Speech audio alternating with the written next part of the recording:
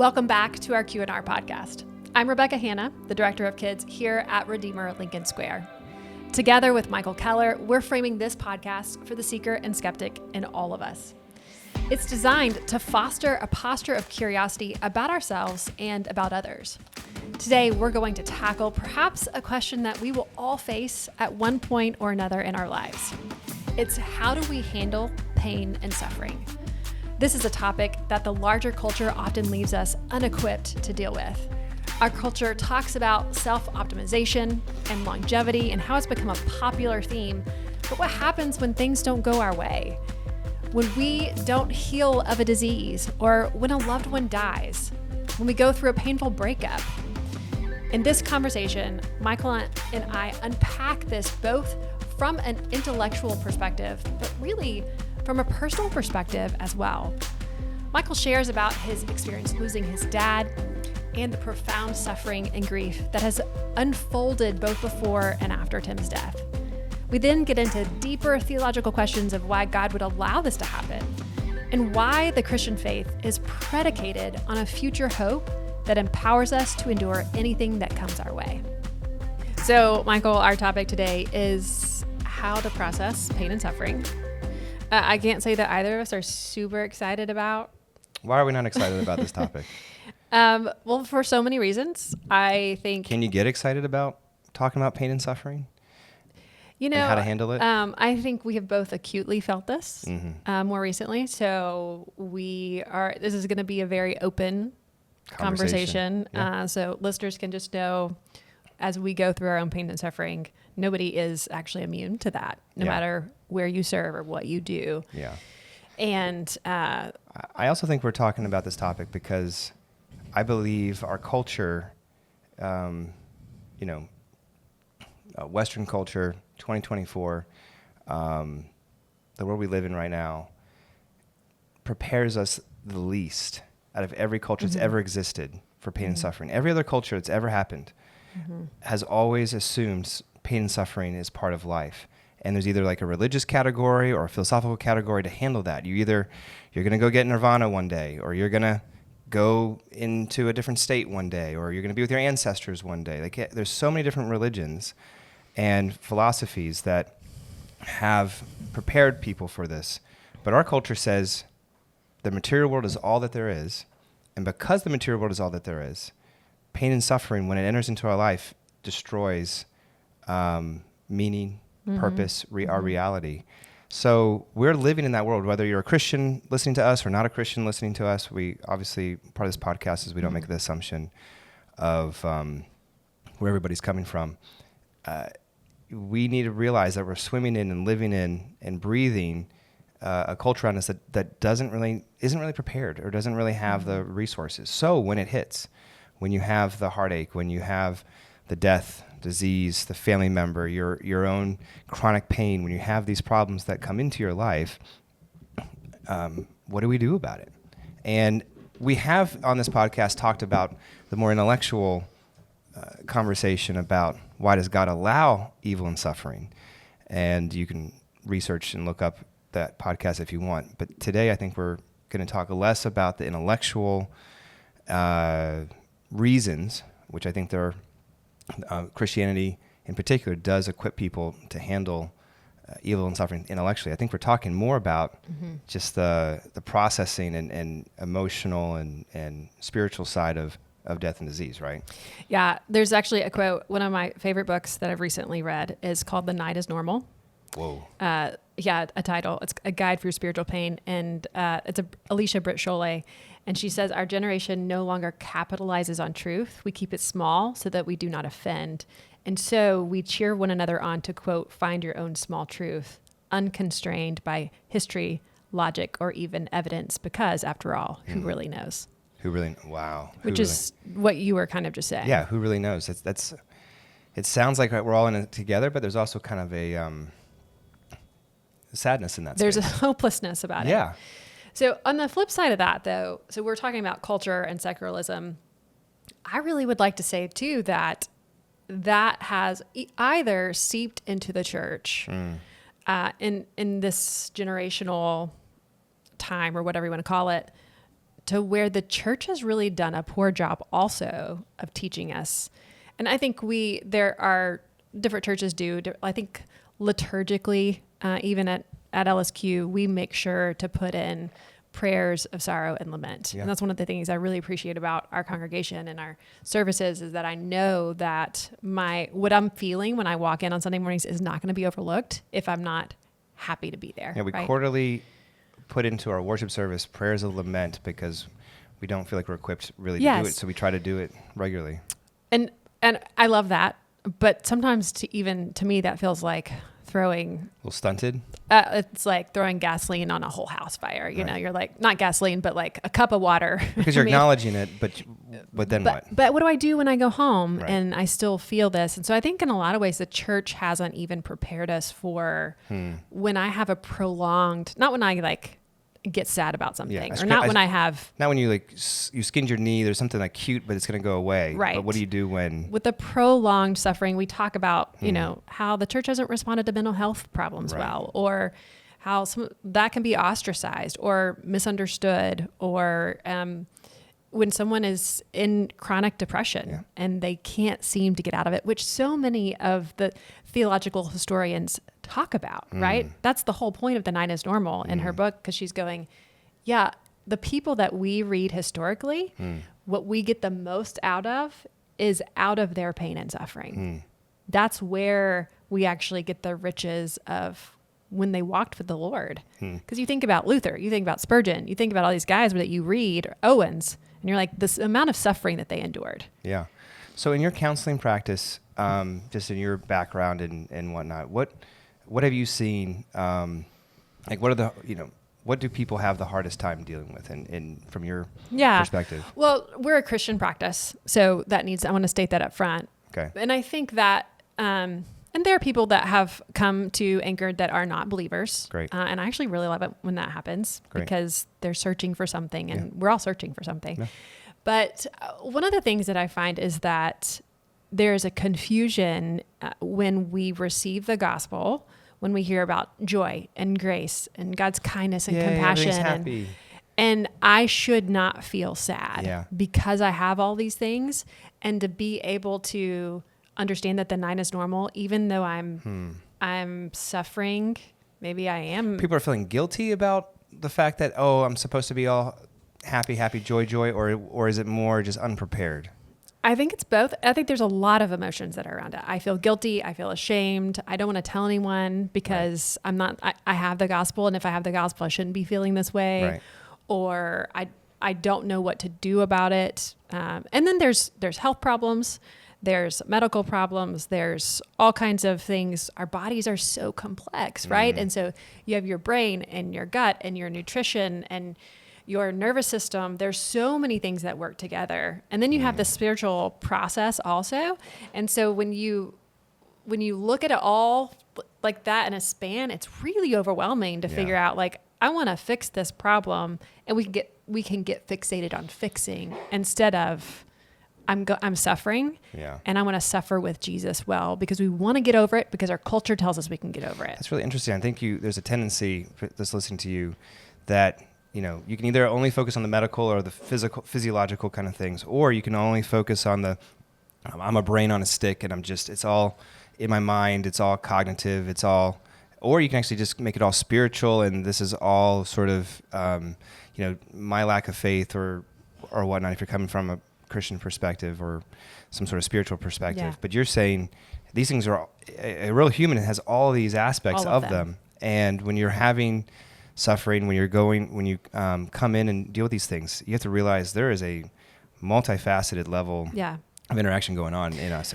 Ridiculously complex, which is just important to state off the bat. That's why I built Anchored to be biblically grounded and clinically informed, because we need both. Right. And it's not, we believe that Scripture is sufficient to meet the needs of people to live in godliness. Right. And I need that whether I have cancer or I have thyroid issues or whether I, whatever it might be, I still have this spiritual life that is primary and always going to be necessary. Yeah. So like with your dad, he experienced cancer and your whole family experienced cancer, but I know that at the end of the day, his spiritual life, what was primary and what he talked about. Yeah. Well, and that leads us to when we got the diagnosis, and actually all through the process, and then even after my dad died, growing up in New York, Manhattan, lots of friends from all different types of perspectives. People would try to encourage me, usually though from their background. And this is where we've talked to other places on our podcast that everybody has some sort of faith. Everybody's coming from assumptions they can't always prove. And when people are trying to encourage each other, that's where you go. You have to go to your well. And a lot of times after Dad died, people who were just friends that I went to middle school with, and I went to public school here in the city, and they would say things like, "Hey, you know what? He's in a better place," or they'd say, "You know what? I'm sure he's looking down on you and taking care of you," or, I've heard other versions of, "Don't worry, he's part of the world again," and those things weren't really super helpful in those processes. As I was trying to process my own kind of grief and sadness, nobody really went to an intellectual thing. They were just trying to encourage, but those statements just felt hollow to me in so many different spaces. So, do you know why they did? Why they were trying to encourage me? I think No. So I think I experienced this wildly different, but I experienced what you're talking about. Years ago, I had 2 miscarriages back to back. Oh my goodness. And people always want to encourage you, right? So you have to believe the best of somebody when you're suffering, when they don't know how to help you. Yeah. And that was something I had to learn, because you'd be in the grocery store and some older woman would come up and go, "I heard what happened. You'll have 5 more babies and be fine." Whoa. And you're going, "What? "Oh, Thank you." Well, that's not encouraging. That's not necessarily true. It's not, but it would not have been kind to her to call her out right there. To call her out and explain it to her, right? Like it would have been humiliating, and it would have been, she probably wouldn't have understood it, and I probably would have been irrational in the moment. But this gets to the point of our problem is not just how do we handle stuff, but how do we actually come alongside other people in their suffering and hurt? Because you can have the best intentions, but then what you end up doing, the other person literally is biting their tongue so that not to say something because it wasn't as helpful as it could have been. Right. So there's a spectrum. People who say the wrong things, you get scared because you don't want to be that person to say the wrong thing. And then you end up saying nothing. Which a lot of people is why they don't even even talk about it, which actually makes the problem worse, because then we live in this world where nobody actually talks about the hurt that they're going through. That's right. And there's got to be a lot of grace, right? There's got to be a place to ask questions. And that's what I really encourage people oftentimes when you are encountering someone with suffering. Instead of giving them a one-liner or giving them what you think would be encouraging, don't do that. Ask questions. And not how do you feel, because they probably can't articulate that because they felt something 15 minutes ago differently than they feel right now. Like 15 minutes ago, I could have been weeping on the floor, and then I'm okay. And when you're asking me how I'm doing right now, I'm okay. I'm fine. And then 15 minutes, in that moment. And I know you experience that even as you're grieving your dad, right? Like, even though I'm not grieving the loss of a family member, right? I can't even experience that in my pain of going, 1 minute I'm fine, and the next minute I'm not okay. With Christians, one of the things that we do that I think makes it worse is that we say, I know it's going to be okay, so I just need to be okay. And so when we do that, it actually handicaps our ability to grieve and lament the way God created us to. Yeah, and I think our tendency, because we're in so many different spaces, I think our tendency is to usually do one of 4 or 5 things. When suffering hits, I think it's important, if you're not suffering, you need to realize this is what people are going through. And when you are suffering, you tend to do one of 4 things. One is you either go into isolation because nobody knows what I'm feeling, and, for so many reasons, I'm in this space, and I can't share this with anybody else, and so you kind of isolate yourself. Secondly, you go into sort of self-absorption, where it makes it hard to kind of think of other people because you're just dealing with your own stuff. You hear people say phrases like, "I'm just dealing with my own thing. I don't have time for what you're going through," and how to handle that. Thirdly, you can a lot of times people feel with shame and condemnation because, as we talked, if you're from a spiritual background, people are like, "Oh, I'm not supposed to be this way. I'm not supposed to be falling apart. I'm not supposed to be depressed. I'm not supposed to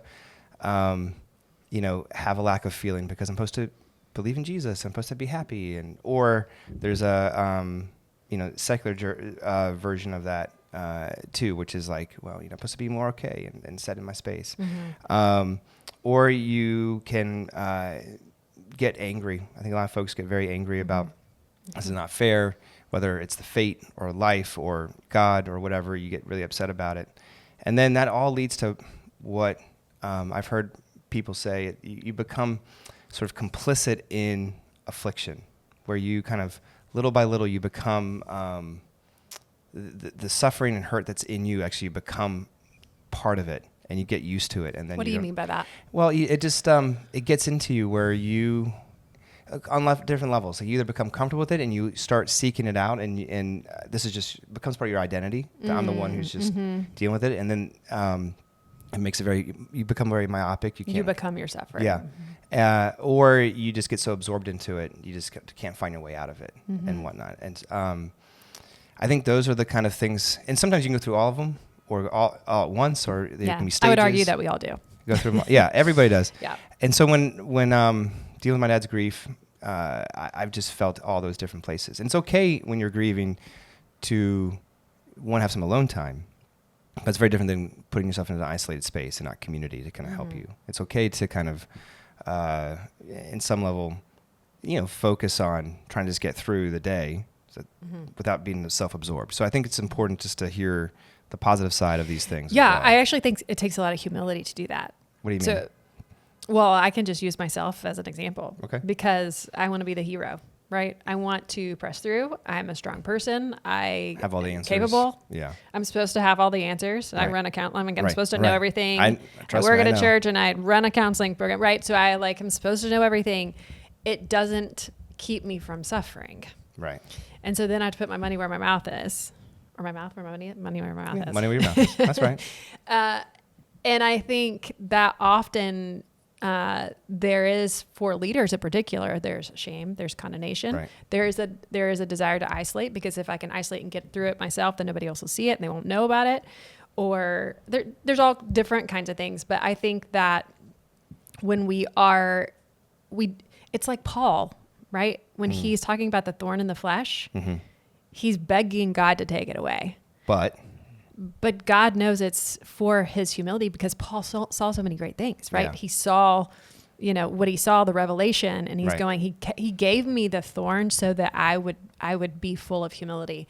And I think that suffering keeps us in a place of humility and dependence upon God. That's not saying the reason why you're going through hurt and heartache now. No. It's No. Your point is more God can use all things, including suffering stuff, to kind of... Well, to go back to what I was trying to say in the beginning, the humility piece, to not responding in isolation, or not responding to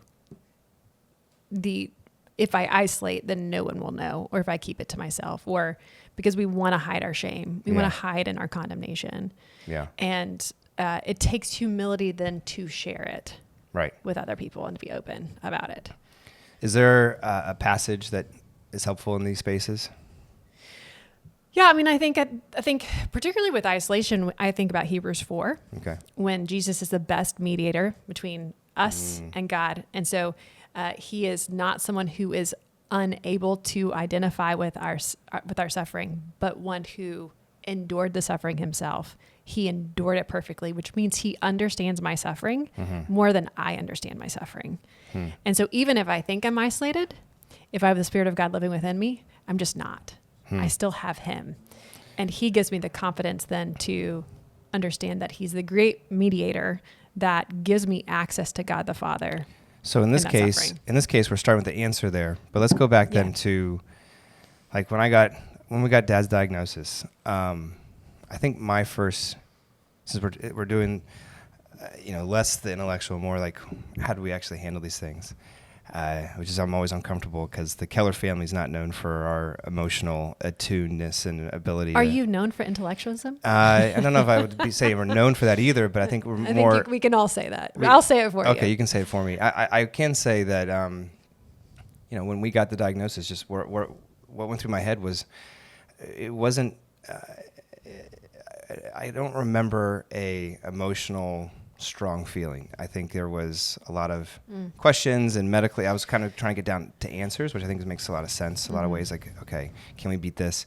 I'd made the mistake of Googling. You should never Google disease, because you're going to get every answer and every statistic. And but then you talk to medical professionals, they're very careful to not talk a lot about, because you always want to know what are the chances for, and stage 4 pancreatic cancer.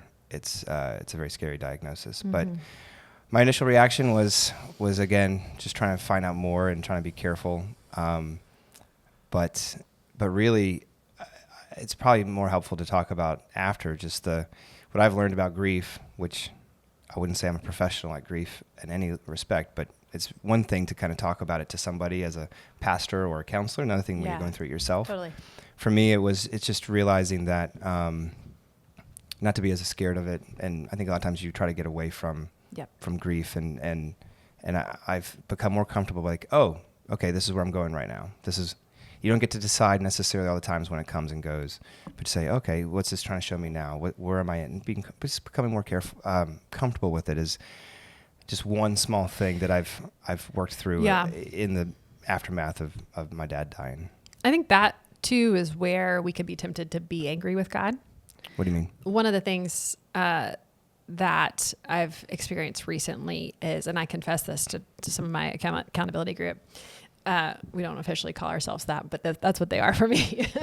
Is that term's a loaded term? Yeah, I didn't mean it's an unofficial group. A group of friends where I share my feelings openly. And I said the problem that I'm really having the most is I don't have time for this. I don't have time to slow down and grieve. I don't have time to feel sad. That's really important. So few of it. Go more into that. What do you mean? Well, I have 3 kids. I have a husband. I have 2 full-time jobs. I love all of them. Like I enjoy everything I get to do, which then again brings shame and condemnation that I would be suffering in the midst of having a life that I love, that God has given me all these amazing things. And yet I'm sad.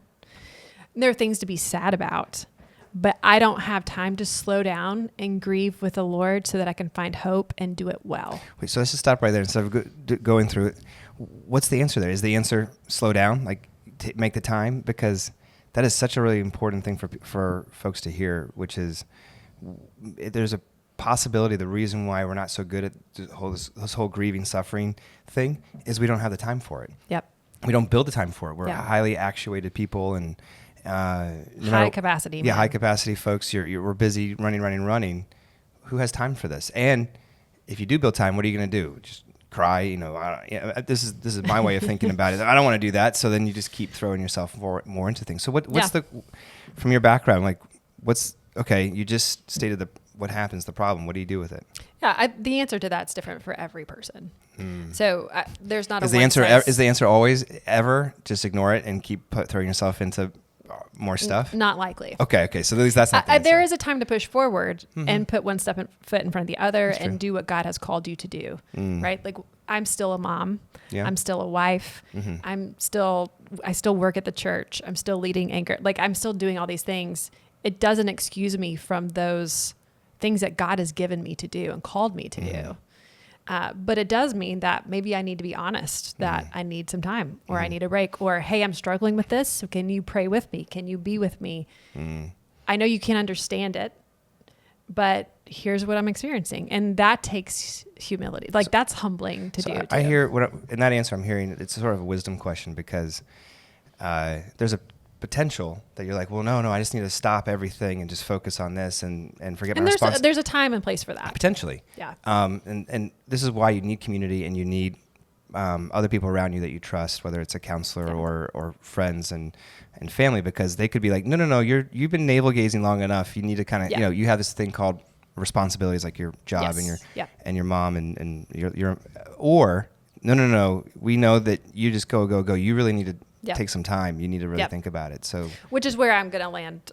I need people to say, you really need to stop. For you. Yes. Because that's just my personality. Right. I'm going to keep going. I'm going to keep working. I'm going to keep building. And it's not going to actually, what's going to end up happening is it's going to hurt the people around me. Right. If I don't listen to the call to sit down and be quiet, right? To be still and know that he is God. And if I don't, then I will actually eventually hurt the roles that God has given me to play. So each person is different, right? Counseling plays a part of that. Seeing a medical professional plays a part of that. Being in a church community with the embodied presence, like going to church yesterday I just loved it. I loved worshiping. I loved hearing your sermon.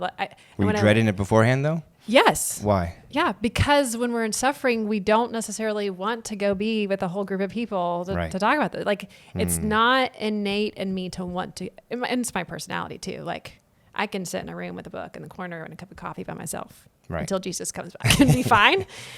And I was sharing this with one of my counselees last night. I was on the phone with her. She's kind of really having a hard time. I don't want to be around people. And I said, you know what? Sometimes I don't either. Yeah. But Jesus actually calls me. I do it because Jesus calls me to be around people. And when I do see the benefit of it. Right. So I don't always feel like doing it, but I do. That's a good word. So I'm going to put the lens back on you, Bekah, because you have this background and whatnot. For you, how do you process and live in the uncertainty of the moment, the grief, the spaces? Like we just talked very practically of, I pushed myself, I put myself around other people. But like when you're grieving, when you're working through whatever it is, whether it's chronic or not, what do you do? Yeah, I think personally for me, one of the hardest things is that if you think about the worst stories of tragedy that you ever heard, you've heard some. Yeah. And so I whoppers. Carry those, right? Yeah. Like, and I think that's part of it for me, even as there's been some things in our family that have been really hard the last couple of weeks. And even for myself, like physical things that I've experienced, I'm going, this is an anomaly. This is not normal. I don't feel normal. When you hold stories for other people, it's a privilege every single time, right? It's a privilege to hear someone's journey and story because you're watching God interact in their life. And you get to watch God be God, even in the midst of suffering. There's nothing more precious than that. That's a privilege that I've never taken lightly.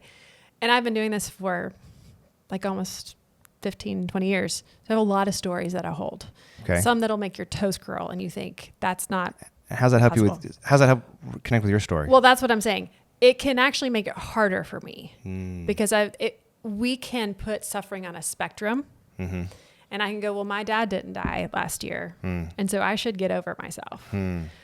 Or, I haven't been sexually abused by, XYZ. And so this isn't really that big of a deal. But my journey is my story with the Lord is mine. And so my suffering is true suffering because it's what the Lord has given me. And so if I don't take time to say, I'm really sad about this, like, this actually makes me sad. And I can both hold in a juxtaposition sadness and suffering with the joy of the gospel and the goodness of the Lord, and learning how to hold both of those at the same time. That is an art. But you're actually doing a third thing there too, which is we have a tendency in our own heads to, well, it's not this. How bad is it really? Because I didn't get abused. I didn't do this. Or maybe you did, but then you're always thinking, well, am I allowed to even do this? You're doing stage one is, no, this is what I'm going through. And can I hold it? What is it? Basically, it's the process of lament. And if you look at Lamentations in the Bible, I'm not assuming everybody knows their Bibles, but there is a formality and ability to call a spade, to say, how long, O Lord, to be able to say, this is hard for me. It could be if you're 8 years old and listening right now, it could be that Billy on the playground was mean to you. I mean, that is, you're allowed to say, that was hard.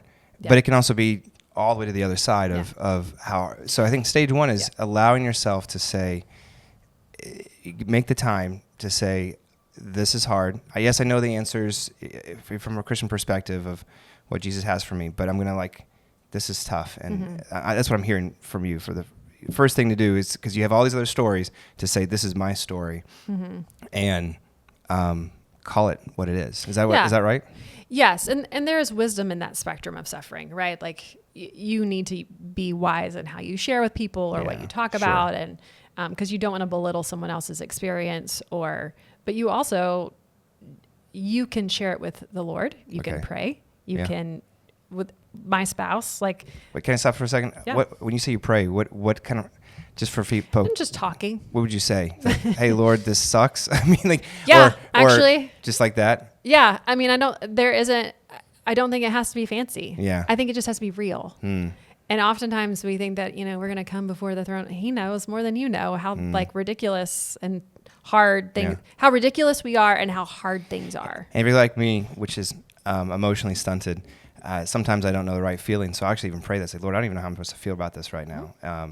And show me what I should be actually feeling. Help connect to me. Sometimes some of you listening have all the feels, and you're like, Lord, show me the right one, or help me put this together. But you can go. You're saying you can always go on any level. Yeah, I think because of the work that I've done for so long, I have often prayed for sober-mindedness. Right. So when you're caring for people and you want to have wisdom, and you don't want to say something stupid, and you want to you pray for sober-mindedness.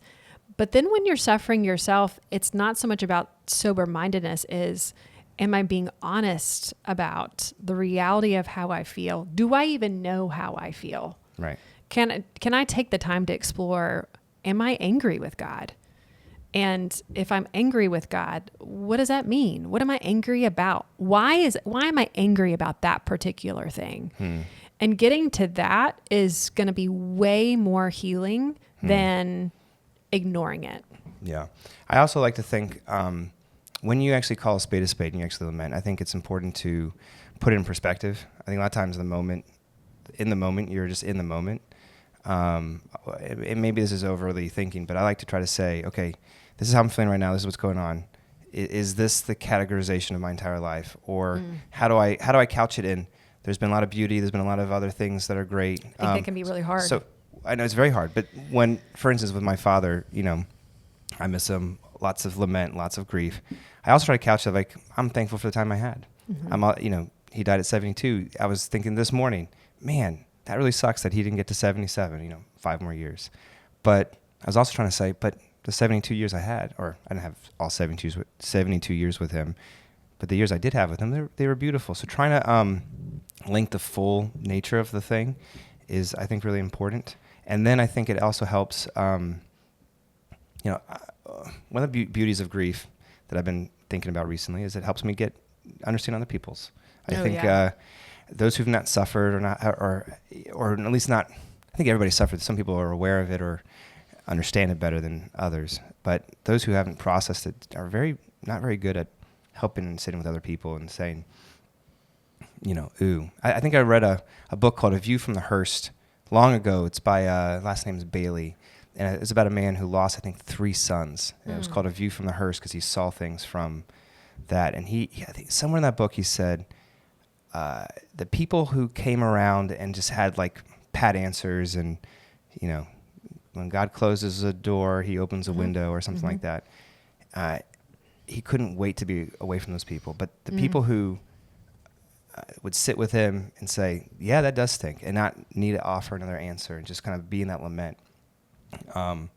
Which means those people are the ones who've been through themselves and don't feel the need to offer a quick answer or whatnot. And I think that's just really helpful to hear. I've told you this before because we went through a massive conflict, suffering experience. Our family did. It's been like 5 or 6 a couple years ago. Yeah. I'm getting older. It's getting further away. Praise the Lord. But during that season that it happened, I would wake up in the middle of the night and not be able to sleep. And I would open and I was really suffering and I was confused and I was hurt. I was hurt by the people around me. So many different things were happening. I didn't know what to do. And I would just write out the Psalms every night. I just remember getting up in the middle of the night, writing out Psalms. And for weeks, I wouldn't be able to sleep and I'd write out the Psalms. After that, I didn't know how to read the Bible anymore because what do you mean? I couldn't open the Bible and read it and take it at face value anymore. What is it? I don't know what that means. Because there was so much, what I'm talking about, some of the church hurt that we experienced. And these were people who claimed to love Jesus who hurt me. And so I was really, I was angry. Yeah. I don't know that I was angry, but I was just confused and hurt. And so it was really hard to read the Bible and think, well, I'm supposed to just keep believing this, and keep reading this. And so I think for an entire year I read Job. Right. Like it was about the only book that I could get myself to read and understand. Just to be clear, writing out the Psalms didn't make you not trust the scriptures anymore. No. I think that's how I survived that acute time where it was really bad. Okay. And then for the next year, as I was exploring and trying, where I was used to relishing in God's word and drinking it in and wanting to read, I was like, I can't open it. Right. Like I can't even. So I would have to listen to it, or I had to find different ways in that season that I'd never had to look for before. That's really Whether it was just turn on worship music. I'm just going to turn, I can't read it. I can turn on worship music. Or I want to understand Job's friends. Yeah. I want to understand how Job suffered. But then I think in the midst of that, being able to go, it's all right. Like it's okay that I can't do that right now. One passage in particular that really freed me to do that was Lamentations 3. Because he doesn't mince words about how, like if you read Lamentations 3, he's like, you forced me to eat rocks. Like that's like the worst thing possible, right? Like emotionally I'm terrible. Eating rocks. But then, and he like the first 18 verses, he's like, this is the worst thing that basically everything's terrible. It's as terrible as it could possibly be. I'm eating rocks. But this I call to mind and therefore I have hope. But this I call to mind and therefore I have hope. And I think that is at the end of the day, even if it's just that little bitty bit of, but I'm going to call to something to mind about the Lord. And therefore I'm going to have hope because that's who God is. It doesn't have to be some big, like we are expecting to be free from suffering and free from pain because culture tells us that. We're supposed to be. And the church has been like, you should worship and be okay, right? Yeah. Like Jesus is coming back. There's eternal hope and we're going to worship, but you have the gospel. But sometimes it's just, this I call to mind and therefore I have hope. And that's what I have in this moment. Well, and that gets us to another question I have, which is going to be in a second. Sometimes an issue has an acute closing, like you have suffering, pain, and you go to some counseling, or you get through it, and then it's over. Like you skinned your knee, and then eventually you heal from it. I do want to know, what do you do when something's chronic and like keeps going on and doesn't stop? But before I get there, just to respond to what you were saying, I think it's just important to kind of. This gets back to when I was listening to you, I was like, just having some level of awareness. In this case, for you went to Scripture. I do what I love about the Psalms, and what I love about Job. By the way, I did have counselors and people helping who you along the way. I was saying, I can't read the Bible right. Like, what do I do? And that particular example you gave, particularly when it came from a lot of the hurt that you were going through and suffering, was coming from the church and the background. I think that complicates things when it gets to Scripture, and because it's all wrapped into one. I think it's different if you're going through something medical or if you're going through something outside. You don't have the same. Hopefully, you don't have the same. Although you can, a lot of people get through. I'm angry at God. I'm upset, and so that can actually stop us from going to Scripture. But what I love about Job and what I love about the Psalms, as hurting as they are, they're still going to God and kind of saying, I don't understand this. So the difference between Jesus in the Garden of Gethsemane. Exactly. He's still praying. He's still putting himself there. And I like, even you were saying it was hard. I had to listen to it. I had to do, I had to read at least. You focus on one book because at least this guy knows. I know how hard it is, and so I want to know what this guy is going through. So you're still putting yourself in those spaces. And I think that's just really important. That as hard as things get when we're going through things, like I remember going to my dad and going, "This doesn't seem fair. Like, how, why are you dying, at 72, and other people, terrible people, get to live longer?" And I still remember, and I've said this in a sermon before, but I still remember Dad in a very weak voice going, well, how do you know? How do you really know how it should go for me? And it was this incredible, where's not faith, but it was incredible humility, back to the word you used earlier, of saying, we can't see everything. I think the world tells us we can. You can Google any word and you can find out anything you want to know. And yet, as much as we might know, you don't really know how our lives should go or where it should go and why it should go that way and why the things that are happening to me are happening to me. And it really pushed back on me of saying, okay, even though this is hard, even though I don't know the reason why, the other answers out there, which is, well, maybe there's no part there's no rhyme and reason in the world, or maybe God just hates me, or maybe, I did something wrong. There's all these other kind of answers that you could possibly come up with. They're less making sense of my experience than the answer of, you know what? You're not going to know necessarily. But that doesn't mean God can't love you or doesn't love you, because look at what he's done for you on the cross. Look at all the, how he's acted in history. Mm-hmm. So it's just, this thing is really, I love what you were saying there earlier. I think it's important for all of us just to kind of remember, whatever you're going through, the key that you did, if you're coming from a Christian perspective, is you can still kind of pray that even the hurt. Yeah. You can actually talk about it. And I did it very poorly, by the way. But you still did. There's a difference. The one person, two people get the exact same hurt, same experience, same pain. One person says, I'm done, and throws it all. Because what they're doing in that moment is they're saying, there's nothing that can explain this. Either they're doing it because they don't love God, or they think God doesn't love them, or there's not really a God, or I don't know why this is happening, but I'm not going to stop talking, even with anger. Because look at the Psalms, look at Job. I mean, there's a lot of anger and upsetness, but you're still talking to God. That's the main difference. It's not the feelings, it's not the upsetness, it's who it's directed to. And in the Bible, you find people who still direct it to God, and that's all the difference in the world, because you're keeping the relationship even when you don't have all the facts and all that understanding. I just think it's important to highlight that. Andrew and I were out on a double date with Mark Choi, who's our assistant pastor at This is a couple weeks ago, right? Yeah, a couple weeks ago. Have I told you this? No, you didn't tell me that. This is new facts for me. I'm about to hear something new. We were sharing, he was asking me about our experience and that story that I was telling about. And he looked at me and said, how are you still here? Yeah, it's amazing that you're still the way you are. The only answer is because the Lord has kept me. It's not because... What does that mean? But just for those, that can be a spiritual word that people don't understand what that means. What does it mean? Well, first of all, you need to understand, I don't always feel kept by the Lord. It's not a feeling that I've always felt. So when I say I'm serving in ministry, obviously. You're still here. Which is an incredible privilege. I don't take it lightly. I think you have a great job. You have a great, boss. I have a great boss.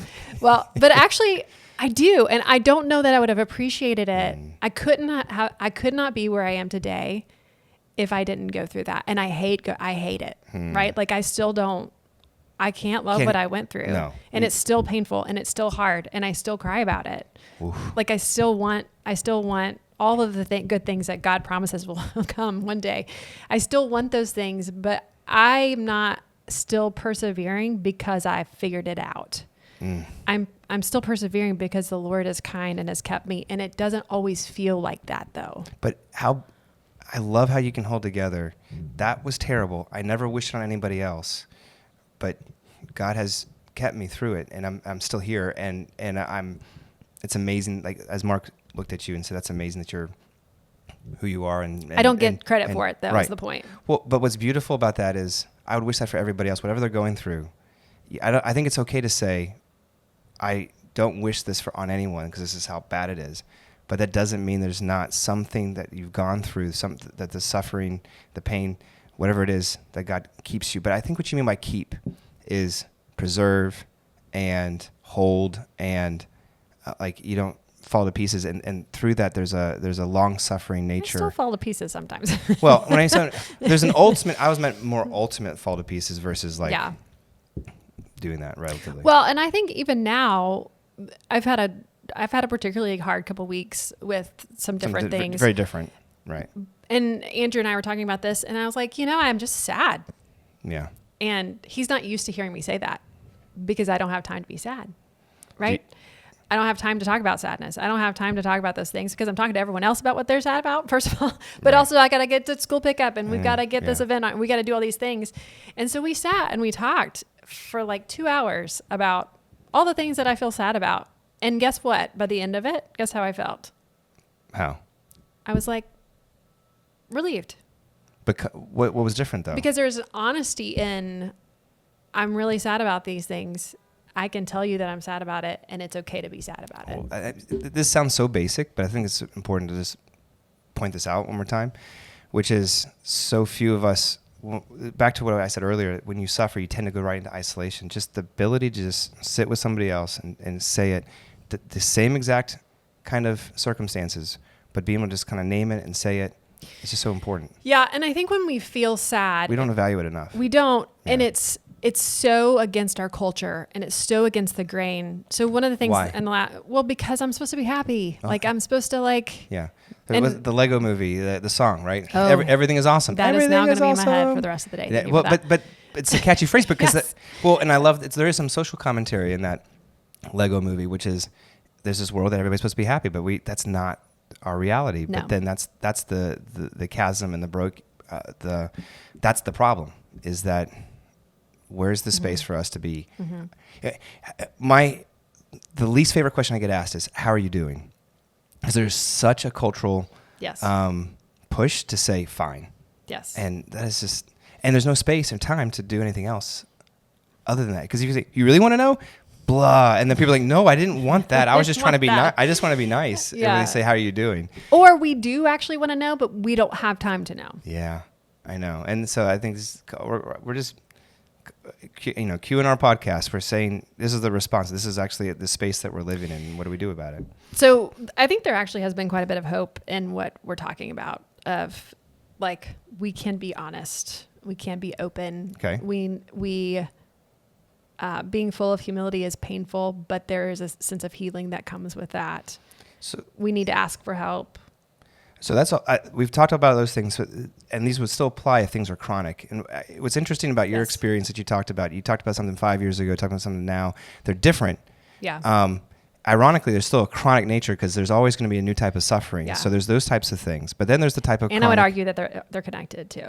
I'm sure. Yeah. Well, and that's deep because a lot of our pain and suffering, which is what we talked at the beginning, because our bodies and our minds and our heart, they're all interconnected. So then this gets to the last thing I want to talk about, which is what do you do when something's ongoing, when you don't see a way out, when it's just still there? Like, you have all the platitudes if you're coming from a Christian perspective. If you're coming from a non-Christian perspective, your platitudes are like, things won't always, the stuff you see in movies, like, it won't always be this way. You'll see, one day, things will be better or something like that, which are true, potentially. But what do you do when there's just, tomorrow is going to be rainy again, and it's just still going to be hard? And how do you move forward when you don't get what you want? Like, I want my dad back. Yeah. It's not going to happen. Not now. What do you do? Yeah. Well, again, I think depending on the person, depending on the situation, getting the right kind there. I want to preface everything that I'm going to say with, you need counselors, medical attention, and all those things, of course. And you need, you're the professional in this space, you also need, the pastoral side is you need people to talk to. You need all those things. Yeah. Go ahead. So what we're sharing here isn't a platitude, where this is an embodied presence kind of response. Okay. But I think joy can always attend our sorrow. What does that mean? Well, there is a mix of, we didn't get the gospel without pain first. And if you think about Jesus in the Garden of Gethsemane, his friends failed him. Right. He did ask for help. His friends failed him. He stood there and prayed. He engaged with the Father, begging for him to change the story. Is there any other way? Is there any other way? I was laying in bed the other night thinking, my mind was racing, and I was like, am I sweating blood yet? Am I? Because that's what Jesus was feeling like while he was in the garden praying. And he endured it. And because he endured it, it means that he gives me the same power to endure, even if I don't want to. There's a quote that Spurgeon has. It says, "The deeper the waters, the higher our ark mounts towards heaven. The darker the night, the more we praise our lamp. We have learned to sing in the dark with a thorn at our breast." Whoa. And so I think when you are in a chronic state of continued suffering, it's that juxtaposition of sorrow will always dominate, but the joy doesn't ever dissipate. I talked about this yesterday, but there's this really interesting story about John Newton, who was a slave trader, became a Christian, became a pastor, wrote the hymn Amazing Grace. He was married to a woman named Polly for 40 years, and she died. And this was the love of his life. You could see his letters and stuff like that. And he insisted on preaching his funeral, which I'm not sure that's a good idea necessarily to, because can you really grieve, whatever. But he preached her funeral, and he preached from Habakkuk chapter 3, verse 17 and 18. I want to read it. It's an amazing quote. This is Habakkuk 3:17. Though the fig tree does not bud, and there are no grapes on the vines, though the olive crops fail, and the fields produce no food, though there are no sheep in the pen, and no cattle in the stalls, yet I will rejoice in the Lord. I will be joyful in the God of my Savior. And, I mean, there was an eyewitness that was at the funeral where he said, he preached this with, like, tears streaming down his face. And it made me just wonder, how can you say the fig tree doesn't bud, there's no grapes on the vine, everything, I mean, this is their livelihood, all the food, it's over. I'm still going to rejoice. There's still joy. And the answer is because the God of my Savior. And what does that mean? It means that he's thinking about the writer of Habakkuk, John Newton, he's thinking about the hope that's assured in the future, affecting his present now. And I think it's the same thing for all of us in our suffering. So you went to the Spurgeon quote, which is, even as dark, the thorn, all that, we can still have hope. But why can we still have hope? In the Christian faith, we can know God's still good because the assured promises that are coming from the future can actually reside and affect us in the here and now. Does that stop the grief? No. Does that take away the pain? No. But does it let you be able to be preserved or hold fast those terms that you said earlier? Yes. Yes, it does. Because... and sometimes very poorly? And sometimes very poorly. And definitely not perfectly, but there's definitely not put together and everything's makeup and dressed nice. No, but are you still going to be able to make it because you know that? And the answer is yes. And I think that's what John Newton was saying. I think that's what Spurgeon's saying. That's what we're saying. So in our next episode, we're actually going to talk about the resurrection of Jesus. Okay. Which I think we're going to continue this conversation where we will find some hope and unpack what that means and how the resurrection of Jesus affects our suffering. Yeah.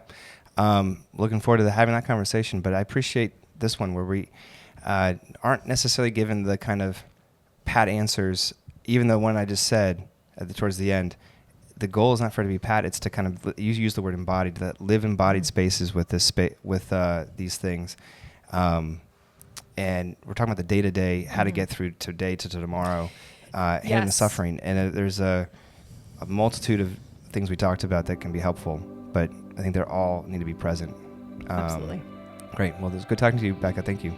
Thanks for listening to our Q&R podcast. We hope this episode encourages you as we process questions together. For more episodes, visit our profile on Spotify or our YouTube channel.